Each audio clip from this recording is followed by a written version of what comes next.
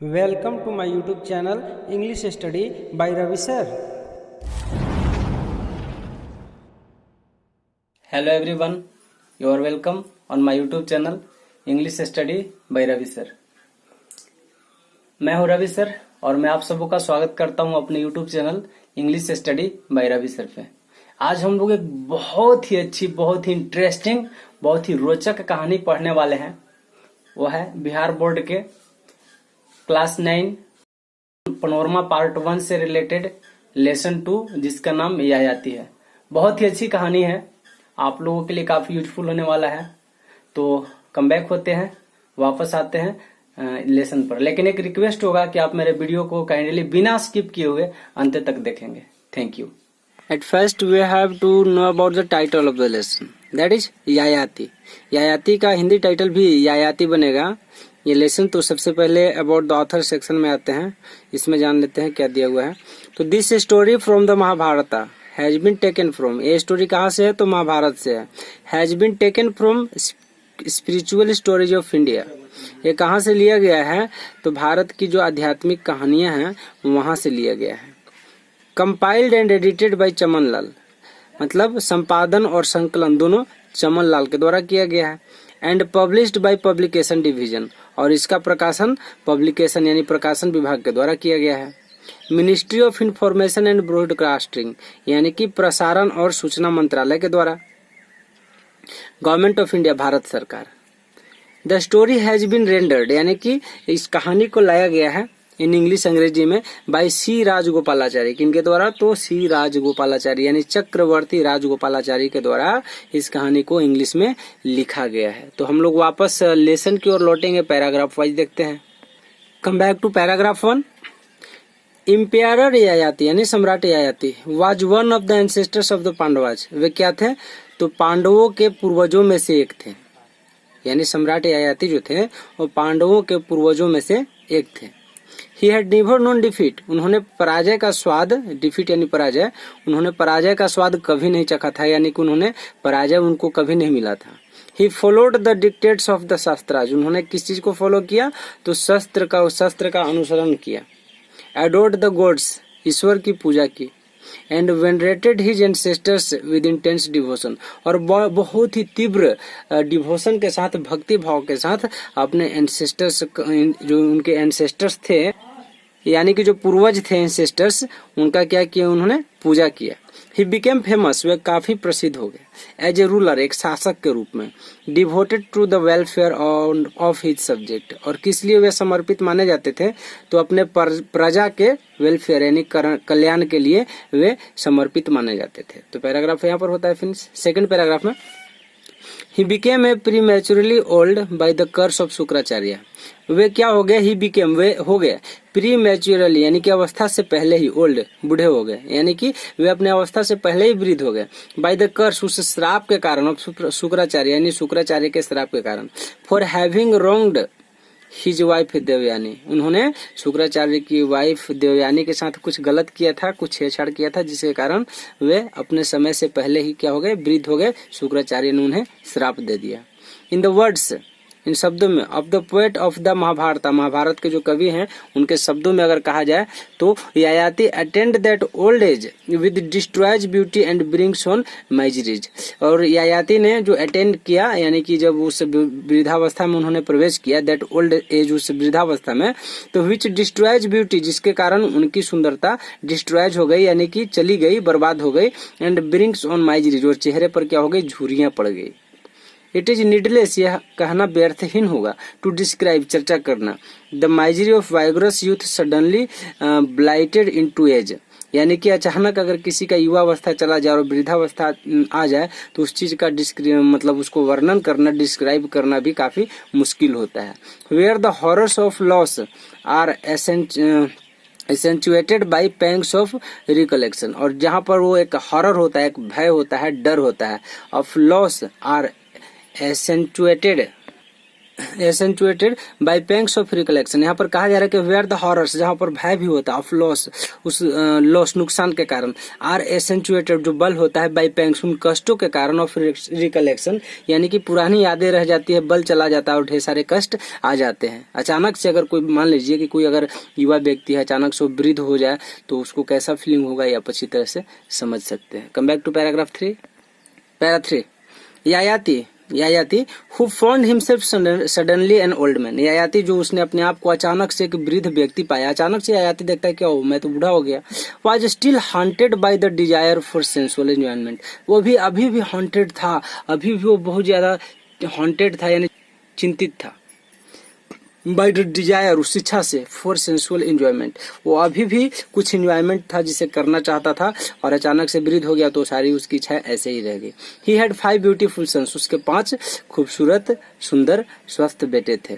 All virtuous, सबके सब गुणी थे, गुणवान थे। एंड एकम्प्लिश्ड, और सबके सब क्या थे, एकम्प्लिश्ड यानी कि निपुण थे। यायाति कॉल्ड देम, यायाति ने उन बेटों को बुलाया, 5 बेटों को बुलाया। इसके बाद क्या हुआ नेक्स्ट देखते हैं। And appealed piteously to their affection, और अपील किया, आग्रह किया, पिटियसली बहुत ही दया के साथ, दया भावना के साथ, हीन भावना के साथ, टू देयर अफेक्शन उनके प्रेम के प्रति। The curse of your grandfather Shukracharya has made me unexpectedly and prematurely old. उन्होंने कहा कि तुम्हारे ग्रैंड फादर जो शुक्राचार्य हैं उनके श्राप के कारण मैं अपनी अवस्था से पहले ही वृद्ध हो गया। I have not had any feel of the joys of life, मैंने अपने जीवन का कोई जॉय भी, आनंद भी नहीं लिया। For not knowing what was in store for me, पता नहीं मेरे लिए भाग्य में, किस्मत में क्या था। I lived A life of restraint, मैंने एक ऐसा जीवन जिया जो कि रिस्ट्रेंट था यानी कि अंकुश से भरा पड़ा था। डिनाइंग, मैंने उस चीज को भी डिनाई किया, इनकार किया। माई सेल्फ, मैंने अपने आप को, स्वयं को, इवन लॉफुल प्लेजर्स, यहाँ तक कि मैंने जो कि नियम कानून वाले जो प्लेजर्स, जो सुख होता है उसको भी मैंने नहीं, मतलब उसको मैंने देखा। One of you ought to bear the burden of my old age and give his youth in return। तो यायाति कहते हैं कि तुम में से कोई एक क्या करो कि अपना युवावस्था मुझे दे दो और बदले में मेरा वृद्धावस्था ले लो। He who agrees to this, आप तुम 4-5 में से जो भी इस कार्य के लिए एग्री होगा।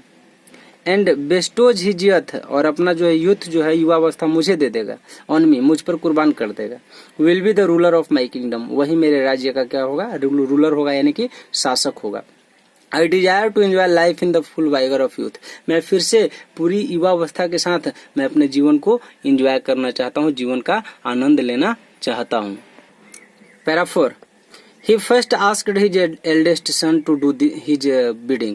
उसने सबसे पहले यानी कि यायाति ने अपने सबसे पहले अपने सबसे बड़े लड़का से ये प्रस्ताव रखा, ये प्रपोजल रखा। That son replied, तो उस लड़का ने क्या रिप्लाई किया, क्या उत्तर दिया है देख लेते हैं।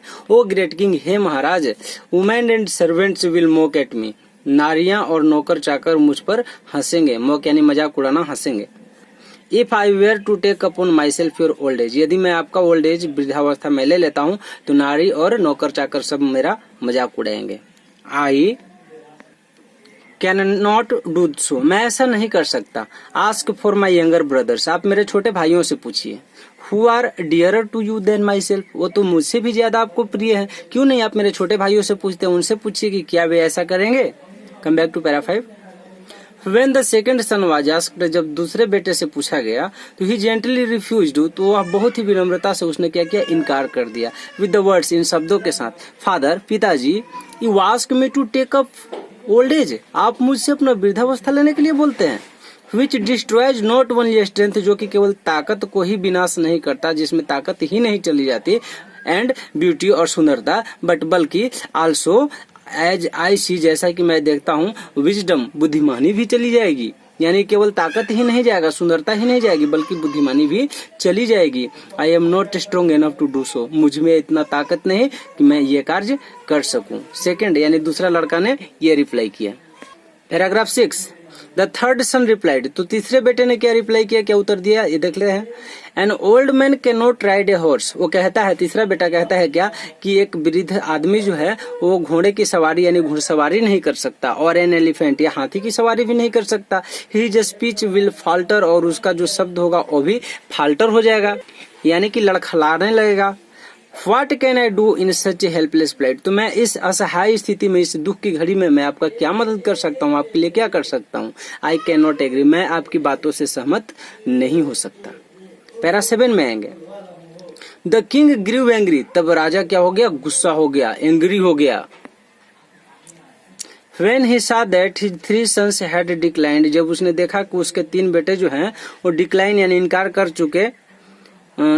चुके to do as he wished, जैसा कि उसने इच्छा किया था, उसकी इच्छा के विरुद्ध चले गए उनके 3 बेटे। तो he hoped for better from his 4th son, तो उसने सोचा कि हो सकता है कि चौथा बेटा जो है वो कुछ बेटर मेरे लिए सोचे। टू होम ही सेड, तो उससे उन्होंने कहा, यानी कि चौथे बेटे से राजा ने, ययाति ने कहा, क्या कहा, you should take up my old age, तुम्हें मेरा ये वृद्धावस्था ले लेना चाहिए। If you exchange your youth with me, यदि तुम अपने युवावस्था को मुझसे बदलोगे, मेरे वृद्धावस्था से बदलोगे, I shall give it back to you after some time, तो मैं क्या करूंगा, इसे कुछ समय के बाद तुम्हें इस अवस्था को वापस लौटा दूंगा। And take back the old age, और फिर से मैं अपनी पुरानी अवस्था जो है वृद्धावस्था ले लूंगा। With which I have been cursed, जिससे कि मैं अभी श्रापित हूँ। Para 8, the 4th son begged to be forgiven, तो चौथे बेटे ने कहा कि क्षमा करें महाराज, उसने क्षमा करने की जो है याचना की।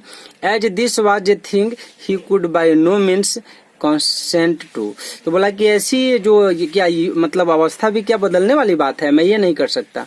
N old man has to seek the help of others, एक बूढ़े आदमी को दूसरे की मदद लेनी पड़ती है। इवन यहाँ तक कि to keep his body clean, अपना शरीर की साफ सफाई में भी दूसरे लोगों की मदद लेनी पड़ती है।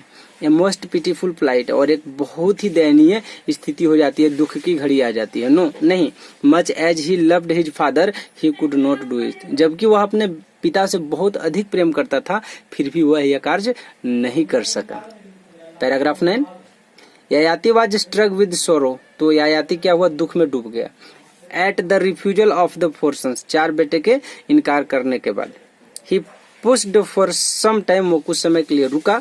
एंड देन, और तब supplicated his last son who had even yet opposed his wishes, तो अपने अंतिम बेटे यानी 5वें बेटे की ओर वो थोड़ा सा मतलब आशा भरी नजरों से देखता है। लेकिन हाँ, उसने तो जो है कहता है कि had never yet opposed his wishes, 5वें बेटे ने उनकी इच्छा का विरुद्ध कभी भी वो नहीं गया था, उनकी बातों का विरोध कभी भी उसने नहीं किया था।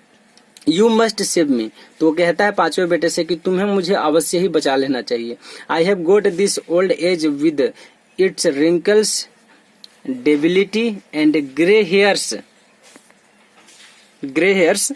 यानी कि कहता है कि I have got this old age, मैंने ये जो है वृद्धावस्था प्राप्त किया है।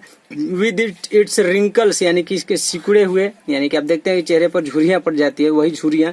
डेबिलिटी यानी दुर्बलता, एंड ग्रे हेयर्स, और बाल भी क्या हो गए हैं, वो भूरे रंग के या सफेद कहिए सफेद हो गए हैं। As a result of the curse of Shukracharya, यानी कि शुक्राचार्य के श्राप के कारण। आई कैनॉट बियर इट, मैं इसे नहीं सह सकता, मैं इसे नहीं ढो सकता। If you take upon yourself this infirmities, I shall enjoy life for just a while more and then give you back your youth and resume my old age and all its sorrows. वो क्या कहता है कि if you take upon yourself these infirmities, ये सारे कष्ट infirmities अगर तुम अपने ऊपर ले लेते हो तो I shall enjoy life for just a while, तो मैं कुछ और समय तक मैं अपने जीवन को क्या करूंगा, enjoy करूंगा। More and then give you back, और इसके बाद वापस तुम्हें दे दूंगा योर यूथ, तुम्हारी युवावस्था।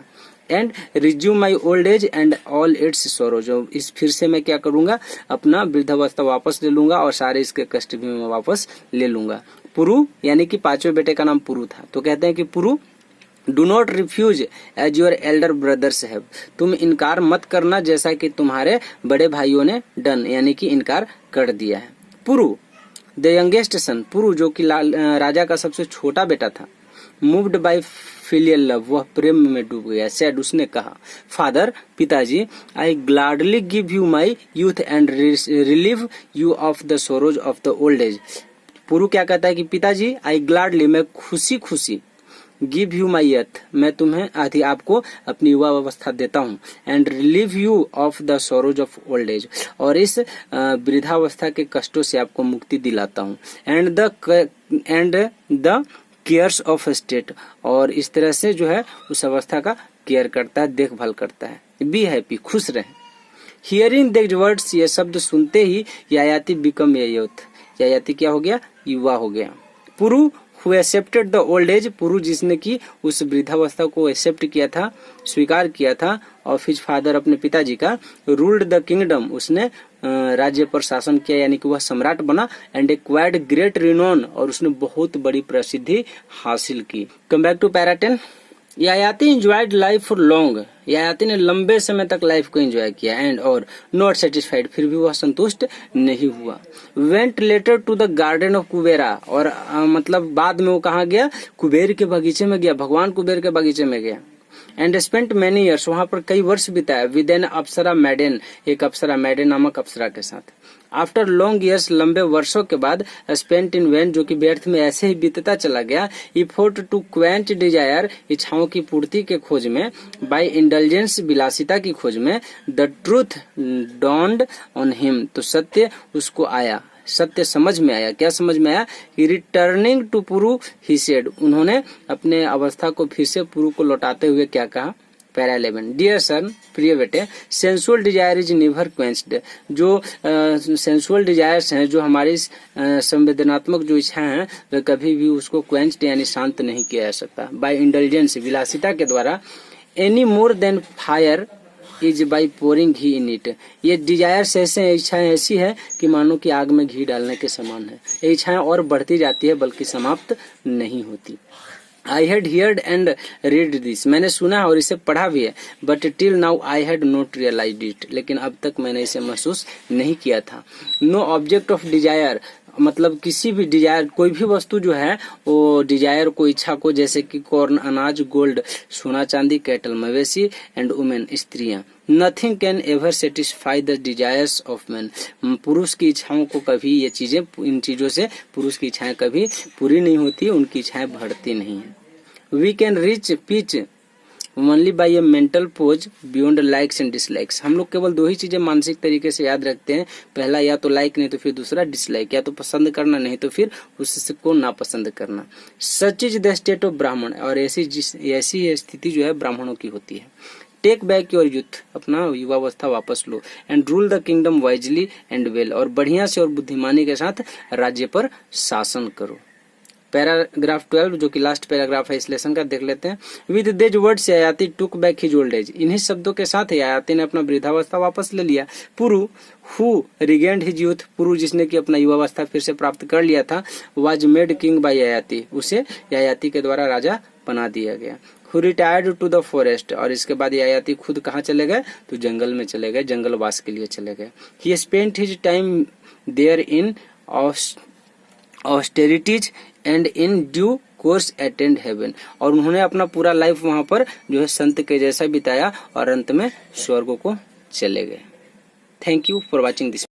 Thanks to watch my video. Please like, share and subscribe my channel.